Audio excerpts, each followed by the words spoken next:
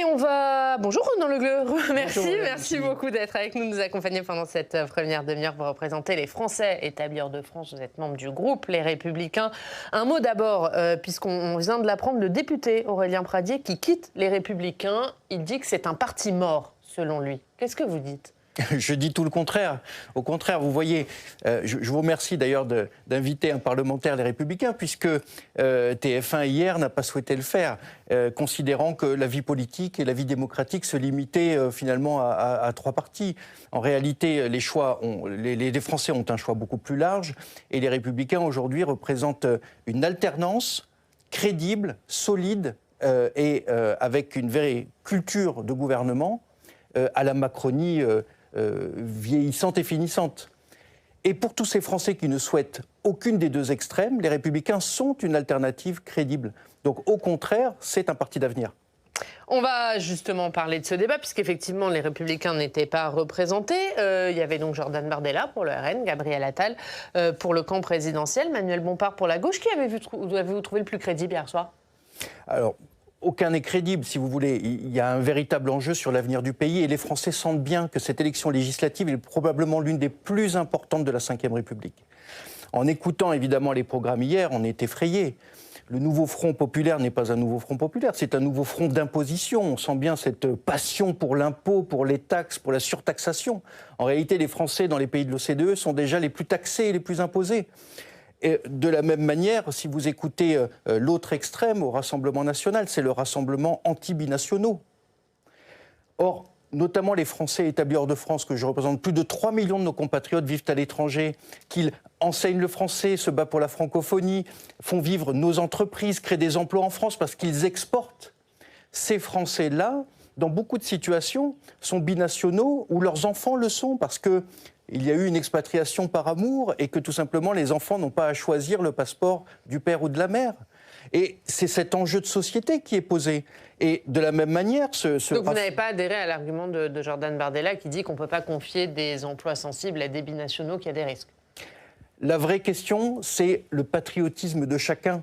Ce n'est pas une question de passeport. L'amour de la France peut parfaitement être incarné par ceux qui tout simplement aiment la France et se battent pour la France.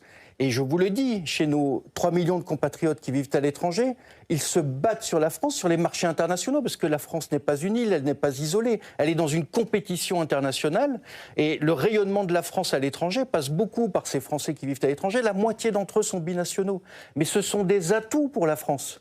Et là, on voit bien que le Rassemblement national, qui est un rassemblement anti-binationaux, en réalité ne comprend rien à ce qu'est l'amour de la France et à ce qu'est le rayonnement de la France à l'international. Il y a une question qui se pose, et sur laquelle beaucoup de politiques se positionnent, c'est que faire en cas de duel entre le Rassemblement national et la France insoumise ? Vous vous positionnerez comment, vous ? Ma position est la même que le président du Sénat, Gérard Larcher. Il n'est pas question de rejoindre ni une extrême ni l'autre. Il s'agit de deux positions extrêmes. On le voit bien, le choix d'ailleurs de Manuel Bompard, de la France insoumise, qui est finalement l'image du nouveau Front populaire, montre combien la France insoumise a la main sur ce nouveau Front populaire. Donc Nini, pour vous ? Exactement, comme le président du Sénat, Gérard Larcher. Gérard Larcher, justement, qui hier soir était en réunion publique et qui a alerté sur une crise structurelle de régime. Il n'est pas trop alarmiste ? Non, Gérard Larcher est certainement la connaissance la plus fine de nos institutions au sein de notre République.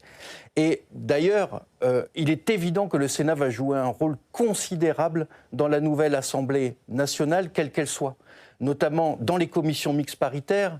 Et le pôle de stabilité que représente le Sénat, notamment grâce à son groupe majoritaire, présidé par Bruno Retailleau, va jouer un rôle fondamental dans l'écriture de la loi. Le Sénat va être prioritaire dans à la fois la stabilité dont la France a besoin, alors que notre Assemblée nationale sera, elle, instable. Donc il n'y a pas forcément une crise structurelle de régime, si ? Le Sénat va jouer ce rôle d'équilibre, ce pôle d'équilibre. Mais oui, nous pour éviter une crise de régime.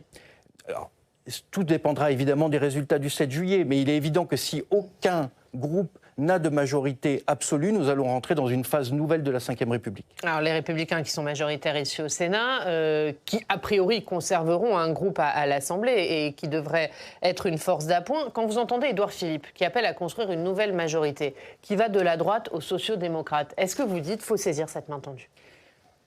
suite à l'opération secrète totalement antidémocratique d'Éric Ciotti, ce qui s'est passé, c'est que les Républicains ont réaffirmé une ligne d'autonomie et d'indépendance. J'ai notamment été présent aux 2 bureaux politiques, avec un vote à main levée, à l'unanimité, sans abstention, sans vote contre, pour réaffirmer cette autonomie et cette indépendance. C'est le seul moyen pour les Français de leur présenter une alternance crédible d'un parti de gouvernement. Voici la ligne qui est la nôtre. Mais qu'ils peuvent exister seuls encore, les Républicains. Vous l'avez entendu, Éric Ciotti, il dit moi je rejoins Jordan Bardella parce qu'aujourd'hui, les Républicains, ils sont trop faibles pour peser tout seuls. C'est à la fois une erreur sur la forme et sur le fond. Et d'ailleurs, on sent déjà, dès à présent, combien le Rassemblement national estime que la corbeille de mariée est bien faible. Puisque, contrairement à ce qui a été annoncé, au lieu d'arriver avec un certain nombre de parlementaires, ils sont arrivés à 2. C'est-à-dire qu'en réalité, il y a eu tromperie sur la marchandise. Donc, non, au contraire, ce qu'il faut, c'est que les Français qui pardon, Renan, là, ils sont 2, effectivement, mais est-ce que vous ne craignez pas qu'au soir du 7 juillet, d'autant plus si le Rassemblement national a une forte majorité, voire la majorité absolue, ils soient beaucoup plus nombreux, les LR, à rejoindre le Rassemblement national? Non, ce qu'il faut, c'est parler aux Français. Les Français ont besoin de choix crédibles et solides. Ce que les Républicains leur proposent, c'est ni les extrémismes, ni le macronisme. On voit bien que le macronisme est finissant, et les Français, pour tout un tas de raisons, ne souhaitent ni de l'extrême gauche, ni de l'extrême droite. Et donc, il faut un choix aux Français d'alternance. Il leur faut un choix crédible et solide, et c'est ce que les Républicains incarnent aujourd'hui. Mais quand on revient, pardon, à Aurélien Pradier, mais quand il dit le parti est mort, est-ce que vous ne craignez pas qu'il soit suivi par de nombreuses personnes qui quittent aujourd'hui votre parti ? Il y a une véritable tradition, à la fois gaulliste et libérale, dans cette famille politique à laquelle j'appartiens. Et les Français, j'en suis absolument convaincu, sont vers cette orientation. C'est-à-dire l'idée économique que nous devons baisser les impôts, réindustrialiser et rendre plus compétitives nos entreprises. Et dans le même temps, l'idée très gaullienne, très gaulliste, que l'État doit se concentrer sur ses fonctions régaliennes. Une justice forte, qui n'a pas la main qui tremble, un réarmement de notre défense avec un passage notamment à 4% de PIB pour la défense, parce que la guerre est sur le continent. 4%. Alors, ça, c'est la position... Par exemple, dans le programme de François-Xavier Bellamy, c'était 3 aux Européennes. Absolument. François-Xavier Bellamy, et il a parfaitement raison, propose de passer de 2% à 3% du produit intérieur brut pour notre défense. Je pense qu'il faudra même aller plus loin à l'avenir, parce que le continent est en guerre et que c'est l'enjeu même de notre civilisation qui est en jeu.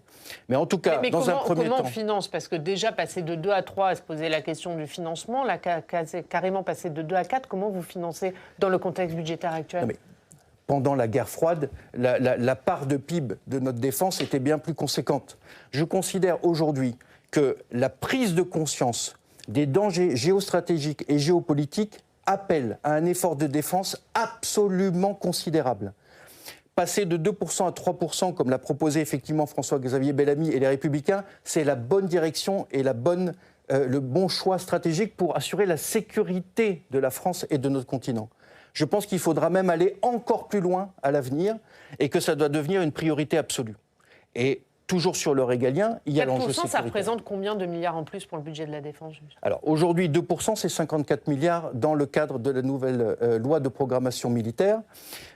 Et tout l'enjeu, c'est quelle est la menace ? Quel est le niveau de risque ? La menace, elle est extrême, à la fois sur les questions des ingérences, sur le cyber, sur le spatial et sur tous les terrains de la défense. Nous devons prendre conscience que le continent est en guerre et que la France n'est pas une île isolée de toutes ces questions géostratégiques. Par conséquent, la France, qui est le seul pays de l'Union européenne à être doté de la dissuasion, à être un membre permanent du Conseil de sécurité des Nations Unies, doit prendre toute la place qu'est la sienne au sein de l'Union européenne pour justement assurer et rassurer nos partenaires européens. Nous devons jouer un rôle de leadership incontesté sur les questions de défense sur le continent européen. Mais on est encore en position pour le jouer, ce rôle de leadership ? C'est un choix politique. Nous sommes en pleine élection législative. C'est aussi une question de puissance. Est-ce qu'on est encore à même de le jouer ? Et est-ce qu'on sera à même de le jouer si demain le Rassemblement national est majoritaire ? Face aux menaces, il est question de choix politiques fondamentaux. La question est de savoir si l'avenir de la France, l'avenir du continent européen, est menacé par les choix géostratégiques et géopolitiques du retour des politiques de puissance et des politiques d'empire. Ma réponse est oui. La question de la menace est réelle. Dans ces circonstances, on fait des choix clairs, on fait des choix puissants, on fait des choix courageux. Oui, il est question de courage en politique. Et mais vous craignez une inflexion de la politique armée, étrangère vous craignez une inflexion de la politique étrangère et de la politique de défense en cas d'accession du RN à Matignon? Bien sûr, bien sûr. En tant que sénateur représentant les Français établis hors de France, je suis en relation évidemment avec des Français qui vivent partout dans le monde, mais aussi avec leurs partenaires dans ces pays. Aujourd'hui, l'inquiétude. Le monde entier nous regarde. Il n'y a pas un journal dans le monde qui ne parle pas des législatives en France. Le monde entier est inquiet par l'arrivée au pouvoir de l'extrême droite en France. Parce que cela voudrait dire que la France ne serait plus le partenaire qu'elle fut. Et par conséquent, où que l'on soit sur la planète, j'étais encore cette semaine avec les chambres de commerce françaises à l'étranger, qui parfois sont présidées, par exemple, par un Brésilien à Sao Paulo. Il m'expliquait combien le Brésil est inquiet, l'Arménie est inquiète. Partout sur la planète, on nous regarde. Imaginez un ministre des Affaires étrangères d'un parti d'extrême droite représentant la France. Ce n'est pas ce que, à la fois, on attend de la France, et c'est une inquiétude. Nous ne serons plus le partenaire aussi crédible que nous l'avons été s'ils arrivent au pouvoir. C'est un enjeu fondamental, on nous regarde. Et Olaf Scholz, le chancelier allemand, a pris position. Il s'est dit préoccupé par une éventuelle arrivée de l'extrême droite au pouvoir en France. Est-ce que ça veut dire que le couple franco-allemand est en danger ? Et question aussi, est-ce que c'est pertinent de la part d'Olaf Scholz de se mêler des élections françaises ? Tout le monde sent bien, dans les chancelleries internationales, dans les différents ministères des Affaires étrangères, que cela changerait beaucoup de choses. Pourquoi ? Parce que le Rassemblement national siège au Parlement européen au sein d'un groupe qui s'appelle le groupe ID. On y retrouve tous les partis d'extrême droite. C'est-à-dire que, contrairement à cette image de dédiabolisation qui parfois a pu fonctionner dans les inconscients français, quand on regarde où siège le Rassemblement national au Parlement européen, c'est le groupe des extrêmes droites. Ils ont très clairement des partenaires totalement infréquentables. Par conséquent, les pays européens savent où est le Rassemblement national mieux que nous, j'ai envie de dire. C'est-à-dire qu'ils savent avec qui ils siègent, avec qui ils sont partenaires. Ils sont partenaires dans un groupe ID avec des gens totalement infréquentables. Un mot, puisque Emmanuel Macron reçoit aujourd'hui Viktor Orban à l'Élysée, la Hongrie qui va prendre la présidence tournante du Conseil de l'Union européenne dès lundi. Qu'est-ce qu'il doit dire aujourd'hui Emmanuel Macron à Viktor Orban ? Avant tout, une des grandes questions européennes, je vous le dis, c'est le soutien à l'Ukraine. Ce qui se joue en Ukraine, c'est l'avenir du continent européen. L'Ukraine fait le choix de l'Occident, de la démocratie, de l'état de droit, de se rapprocher de l'Union européenne, de se rapprocher de l'OTAN. Aujourd'hui, nous devons être aux côtés de l'Ukraine. Ça, c'est la première chose. Deuxièmement, ce que j'attends du président de la République, c'est de demander au Premier ministre hongrois une inflexion sur la position qui est la sienne relativement à l'Arménie. Nous soutenons ici, au Sénat, aussi bien avec Bruno Retailleau, Jean-François Rapin et l'ensemble des parlementaires, nous soutenons l'idée que la facilité européenne pour la paix viennent en aide à l'Arménie, ce qui serait une première. Aujourd'hui, les Hongrois bloquent parce qu'ils demandent à ce que la position soit équilibrée avec l'Azerbaïdjan. Ce qui se joue en Arménie, c'est essentiel. Par conséquent, j'attends du président de la République qu'il parvienne à convaincre Viktor Orban d'infléchir sa position et que, enfin, l'Union européenne vienne en aide à l'Arménie. On va parler de la question des ingérences étrangères, puisque la commission d'enquête du Sénat a travaillé hier. Elle poursuit ses travaux. Et c'était Sébastien Lecornu, le ministre des Armées, qui était auditionné. On voit ça avec Steve Jourdain.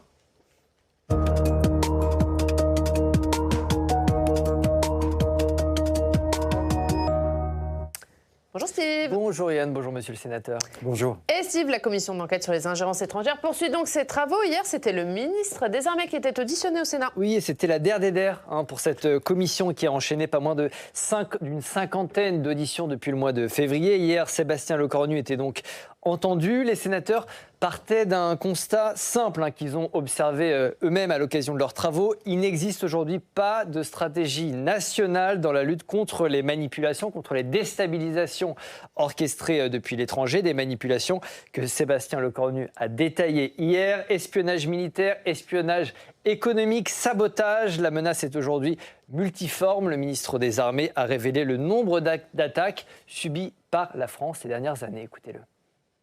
En 2021, les atteintes sur ces entreprises, mesdames et messieurs les sénateurs, c'est une quarantaine de cas qui se sont faits de manière physique. Intrusion, cambriolage, tentative d'approche. Une cinquantaine en 2022 et une cinquantaine en 2023.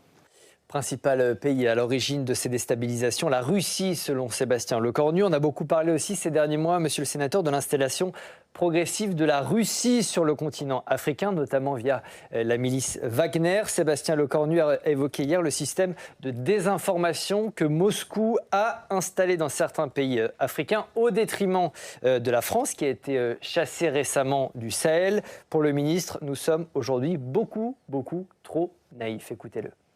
Le vrai sujet, c'est comment justement nous arrivons à le détecter, à l'attribuer, et je mets peut-être le pavé dans la mare, mais à faire en sorte aussi qu'il n'y ait pas une crédulité, comme je le disais, en disant, voyez, la France est détestée en Afrique, la population préfère les Russes. C'est sûr, quand vous distribuez des billets de 50 euros ou 100 euros à des gens pour qu'ils aillent manifester devant les ambassades, vous êtes beaucoup plus populaire. Donc, j'en fais exprès de donner ces exemples parce qu'ils ont été documentés. Pour le coup, c'est quelque chose de réel là, que je vous raconte. La commission d'enquête remettra son rapport et ses conclusions fin juillet. Sébastien Lecornu ne tire donc pas de sonnette d'alarme, mais demande beaucoup plus de vigilance face aux ingérences. Monsieur le sénateur, est-ce que la France est aujourd'hui trop naïve ? Bien sûr que la France est trop naïve. Nous sommes dans une guerre informationnelle, une guerre de l'information. Et très clairement, aussi bien la Russie que l'Azerbaïdjan sont des acteurs extrêmement forts qui cherchent à déstabiliser notre démocratie. Je rappelle quand même que la Russie, à travers une banque russe, a financé la campagne présidentielle de Marine Le Pen. Ce n'est absolument pas anecdotique, c'est ce qu'ils font partout en Europe. Et ça fait partie des ingérences dont parle Sébastien Lecornu, typiquement. Mais bien sûr, mais ce qu'il faut comprendre, c'est que ce n'est pas une question française. La Russie finance, soutient tous les partis politiques anti-européens en Europe, sur tout le continent. Nous ne sommes qu'une cible parmi d'autres. Et la Russie utilise le Rassemblement national dans sa stratégie pour affaiblir l'Union européenne. Encore aujourd'hui ? Aujourd'hui, de toute façon, une fois que vous avez passé un accord avec les Russes, c'est terminé. La semaine dernière, je recevais Petro Poroshenko, qui a été le président de l'Ukraine, pro-ukrainien, et qui a eu à négocier directement les yeux dans les yeux avec Poutine. Comme il me l'a dit, Poutine ne respecte que le rapport de force. Toutes les relations avec lui sont d'une brutalité absolue. Dire que son comportement est autoritaire, tout le monde le sait. Mais c'est une réalité dans les rapports de force. Et par conséquent, oui, la France est naïve. Et notamment, la France doit revoir sa doctrine sur la question offensive. Aujourd'hui, nous sommes dans une posture défensive face à la désinformation, face aux ingérences. Mais il faut aussi être dans une posture offensive parce que c'est une question de légitime défense. C'est-à-dire, qu'est-ce qu'une position offensive pour vous ? C'est de dénoncer. Une fois que l'on a détecté l'ingérence, une fois qu'on a pu l'attribuer, c'est-à-dire de façon imparable, savoir d'où ça vient. Il faut entrer en légitime défense, faire de la contre-ingérence, c'est-à-dire dénoncer avec vigueur les actes malfaisants qui sont ceux qui cherchent à nous déstabiliser.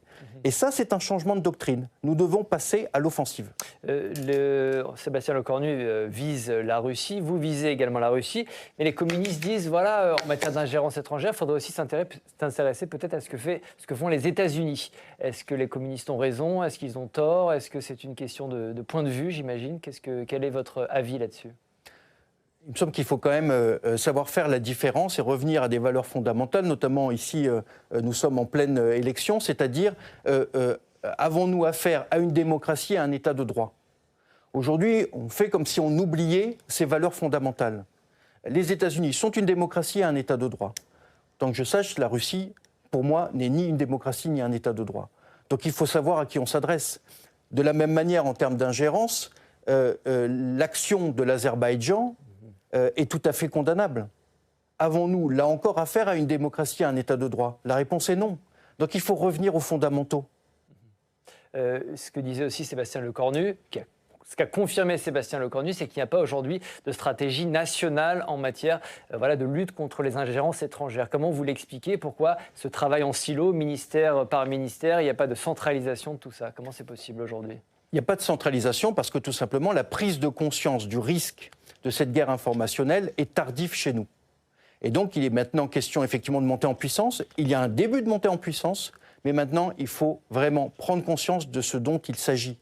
Oui, le retour des politiques d'empire, le retour des politiques de puissance fait que nous sommes attaqués. Nous sommes attaqués sur la guerre informationnelle, sur le cyber, mais également sur le spatial. Quand un satellite russe en 2023 vient tout près d'un satellite Telsat, là encore, regardons ce qui est en train de se passer. La montée des menaces, depuis 2 ans, s'est accélérée. Nous sommes dans une forme de retour de la guerre froide.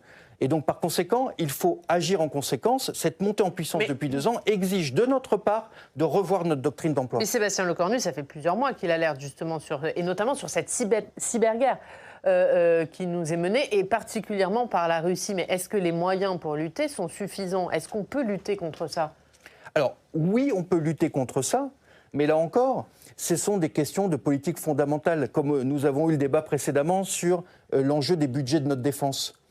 Je considère qu'il faut passer à une toute autre échelle. Et cette question, elle vient de l'analyse des menaces. Quand on estime que le niveau de menace augmente, il faut augmenter notre niveau de défense et passer à la contre-offensive. C'est exactement le débat que nous avons eu précédemment. Donc on n'a pas augmenté suffisamment notre niveau de défense? Il y a une montée en puissance qui passe à 2% de PIB, et notamment avec des conséquences sur l'investissement sur l'atome, sur l'intelligence artificielle, mais on n'est pas à l'échelle de la menace. Il faut revoir notre doctrine. Un mot, puisqu'on est à un mois des JO maintenant, est-ce qu'il y a des risques d'ingérence étrangère pendant cette période des Jeux Olympiques? Mais nous sommes en permanence sous le risque d'ingérence étrangère. En permanence, nous sommes une cible parce que nous sommes une démocratie, parce que nous sommes un État de droit, parce que nous sommes un pays membre et fondateur de l'Union européenne. En réalité, les attaques sont tous les jours. J'étais à Erevan, en Arménie, pour le rapport sur la facilité européenne de la paix, afin que l'Union européenne vienne en aide à l'Arménie. J'y ai passé 48 heures. Pendant ces 48 heures, ça a suffi pour que des bots azerbaïdjanais et des bots russes soient créés sur le compte X et qu'ils m'attaquent. En réalité, la réponse, elle est immédiate. Vous passez 24 heures en Arménie pour venir apporter votre soutien à l'Arménie, et il y a des faux comptes Twitter qui sont créés en l'espace de 24 heures. Merci Steve, à tout à l'heure. Tout à l'heure, on verra sur le grand débat, le premier grand débat des législatives organisées hier. Effectivement, ce sera à suivre dans le club. Merci Ronan Le Gleut, merci beaucoup. Merci d'avoir été avec nous ce matin. Et vous l'avez dit Steve, dans 20 minutes, on reviendra sur ce grand débat hier qui a opposé Gabriel Attal, Jordan Bardella, Emmanuel Bompard. On va tout de suite en parler avec notre invité, c'est Christophe Béchu qui nous rejoint.